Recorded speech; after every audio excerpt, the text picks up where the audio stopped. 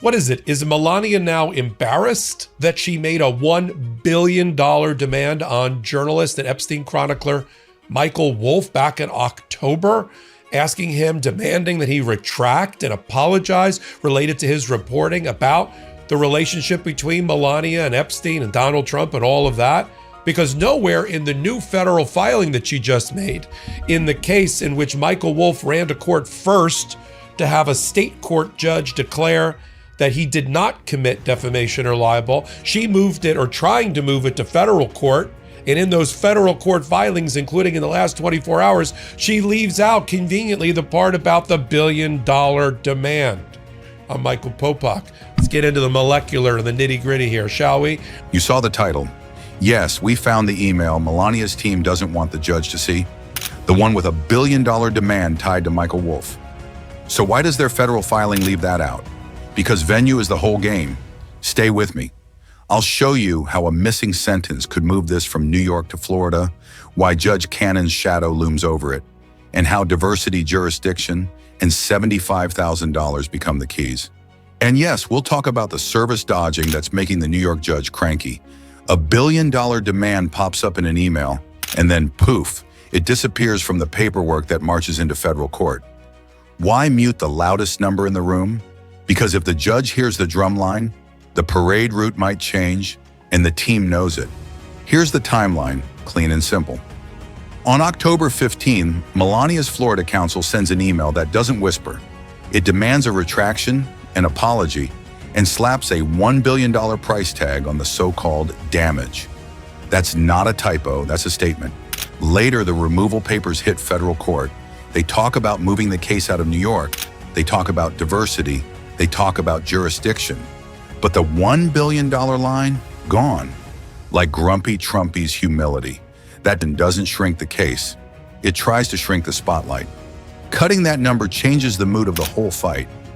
Judges look at the amount in controversy to decide if they even have power to hear the case. But they also read tone. A sky-high demand screams high stakes and hardball. Take it out, and the story becomes, hey, judge, this is just a routine jurisdiction thing. Nothing to see here. It's like walking into a steakhouse and ordering some food because you hope the bill looks smaller. The court isn't blind, it reads the menu. Think of it like listing your mansion for $5 and hoping no one notices the pool, the guest house, and the helipad you casually forgot to mention. Sure, you've listed it, but the omissions tell a bigger truth. If you hide the helipad, the agent asks more questions. Courts do the same. They smell the chlorine.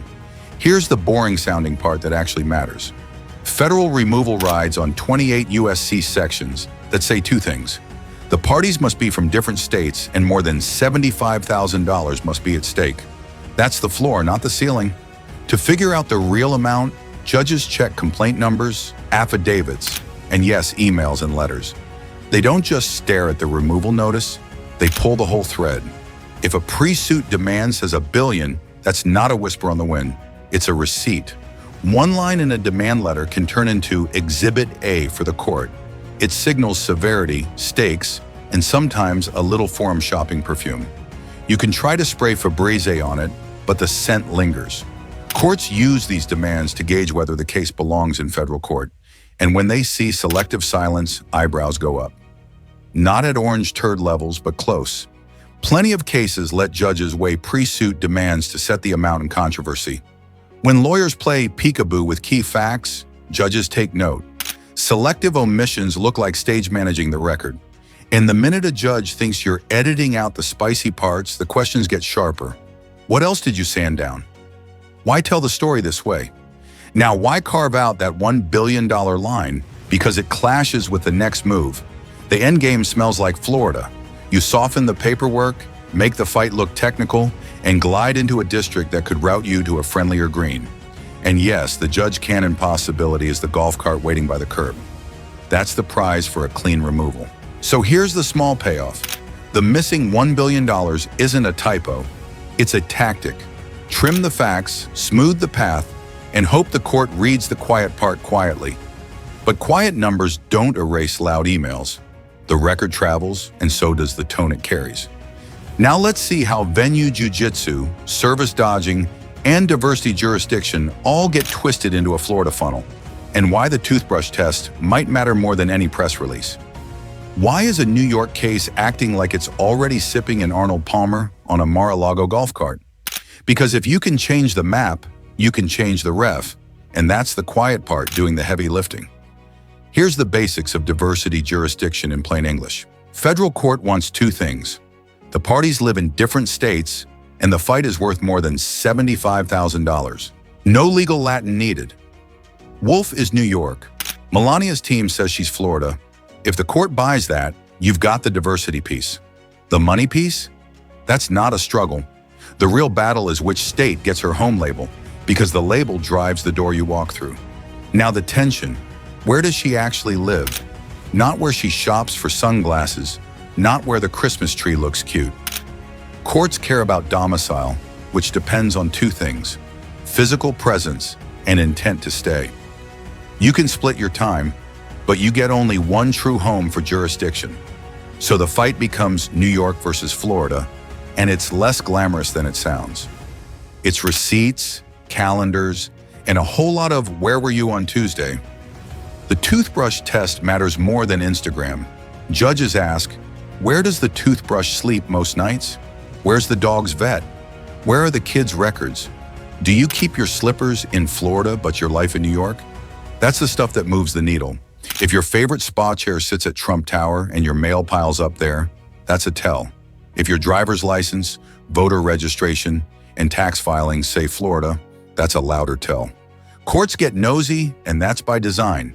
They dig into travel logs, condo deeds, homestead exemptions, voter rolls, tax returns, even utility bills. A pattern emerges from boring papers. If her calendar screams New York weekdays and Florida photo ops, Wolf will press that. If her records scream Palm Beach life with intent to remain, Melania's team presses that. It's not vibes, it's documentation. Now the service dodging.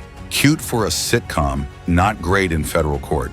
Dodging service for months is like ducking the vegetable tray at a party. Everyone sees you, nobody's impressed.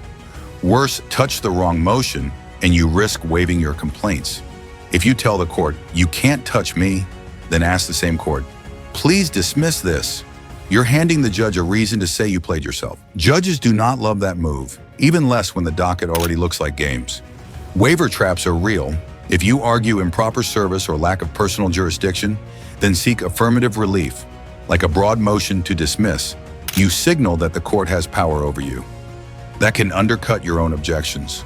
Common pitfalls include asking for merits rulings before the service fight is resolved, or mixing jurisdictional challenges with requests that assume the court's authority. That's the kind of contradiction a sharp clerk will circle in red. Now, why the push to Florida? The Southern District of Florida offers a potential lottery ticket for Team Trump. A draw that lands with Judge Cannon. That's the dream card.